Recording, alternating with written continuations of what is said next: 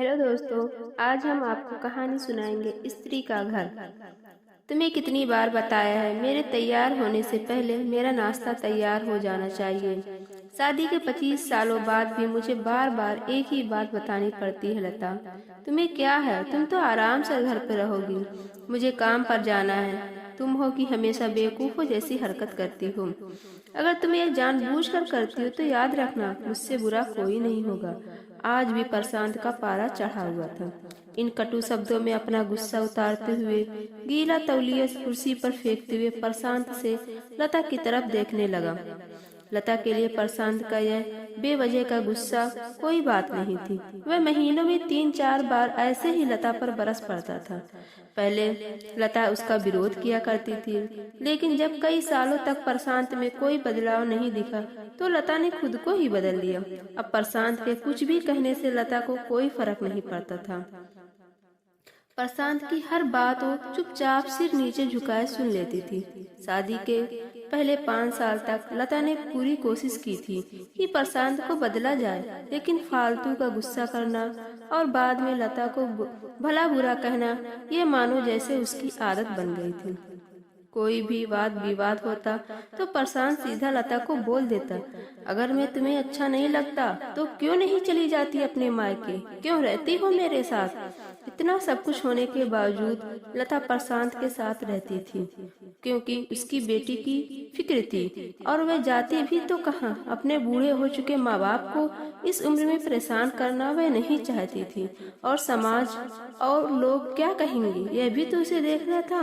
वे इतनी पढ़ी लिखी भी तो नहीं थी कि खुद जाकर कोई नौकरी कर सके और अपना और अपनी बेटी का पालन पोषण कर सके। लता को अब अपनी फिक्र नहीं थी, उसको फिक्र थी तो बस अपनी शादी लायक हो रही बेटी की। लता नहीं चाहती थी कि पति पत्नी के झगड़े की वजह से काव्या डिस्टर्ब हो। काव्या की पढ़ाई पूरी हो चुकी थी, उसके लिए अब शादी के रिश्ते आने लगे थे। कई रिश्तों को काव्या ठुकरा चुकी थी। 2-3 महीने बाद एक अच्छा रिश्ता आया।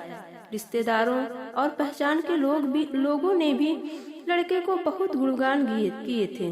प्रशांत एक शाम अपनी बेटी के पास बैठकर उसे बताने लगा, काव्या बहुत अच्छा लड़का है, पढ़ा लिखा है, बड़ा घर है, बहुत अच्छी नौकरी है। ऐसे रिश्ते बार बार नहीं आते बेटा, इस बार मना मत करना।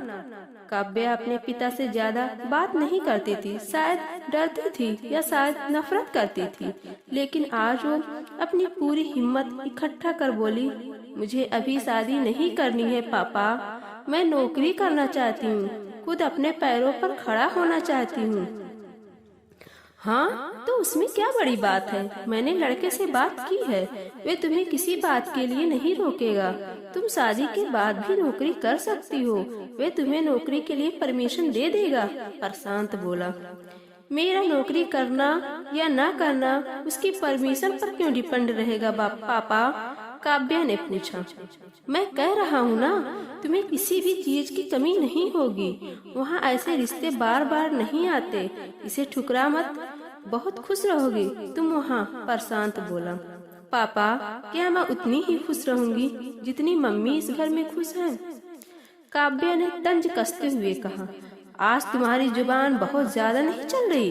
प्रशांत गुस्से से आंखें बड़ी करते हुए बोला, पापा मुझे शादी ही नहीं करनी है, क्योंकि शादी के बाद अगर वह लड़का आपके जैसा निकला तो मैं क्या करूंगी? मुझे आपके जैसे जीवन साथी नहीं चाहिए जो बिना बात के मुझ पर हमेशा चिल्लाए। मुझे कुछ भी अपनी पसंद का लेना हो तो 10 बार सोचना पड़े, कहीं वह नाराज ना हो जाए। मेरी तबीयत कैसी भी हो उसे परवाह ना हो, रोटी थोड़ी सी मोटी बन जाए तो घर सर पर उठा ले, उसकी चेकबुक ना मिले तो भी मेरा ही दोष निकाले और हर छोटी मोटी बात पर मुझे मायके जाने के लिए कहे।